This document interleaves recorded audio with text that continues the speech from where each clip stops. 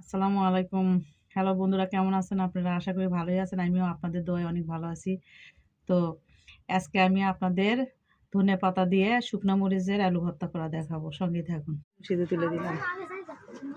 এই তো আমার আলু সিদ্ধ হয়ে গেছে। এটা হল্যান্ডের আলুর ভর্তা করব। সঙ্গেই থাকুন।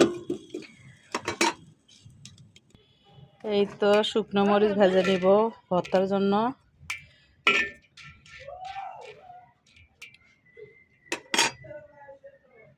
এই তো আমার শুকনো মরিচ হয়ে গেছে। এখন আমি নামে নিব ভর্তা করার জন্য। সঙ্গে থাকুন। এই তো আলু ছিলে নিচ্ছি ভর্তার জন্য। হল্যান্ডার আলু মিষ্টি মিষ্টি লাগে, ভর্তা কিন্তু খুব মজা লাগে আমার কাছে। এখন তো আর হল্যান্ডার আলু পুরাতন আলু পাওয়া যায় না।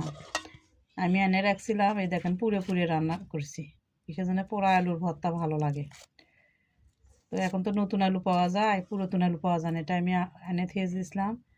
আজকে ভর্তা খেতে মন গেল, তাই ভর্তা করছি। সঙ্গে থাকুন। এই তো আমার আলু শিলা সেলা হয়ে গেছে, এখন ভর্তা বানাবো। এই তো শুকনো মরিচ নিলাম, শুকনো মরিচ দিয়ে ভর্তা করব। শুকনো মরিচ ভর্তা পছন্দ করেন কমেন্ট করে জানাবেন। আমি কিন্তু শুকনো মরিচ ভর্তা পছন্দ করি না, তারপরে আজকে খেতে মন গেল, খাচ্ছি। বেশি হয়ে যাবে মনে হয়।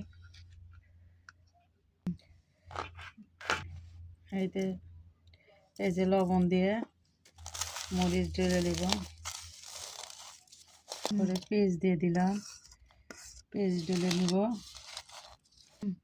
এই তো এখন তেল দিয়ে দিব, সর্ষের তেল। তারপরে ধনে পাতা দিব, একটু কাঁচা ধনের পাতা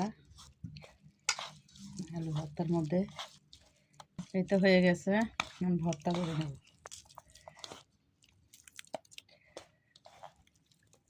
এই তো ভর্তা যে এত ভালো করে মাখবেন তত ভর্তার স্বাদ বেশি।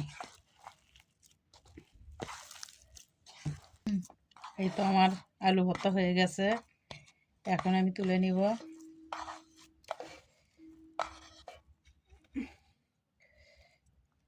এই তো কেমন হয়েছে আলু ভর্তা অবশ্যই কমেন্ট করে জানাবেন। আর কে কে শুকনো পত্তের আলু ভর্তা পছন্দ করেন অবশ্যই কমেন্ট করে জানাবেন।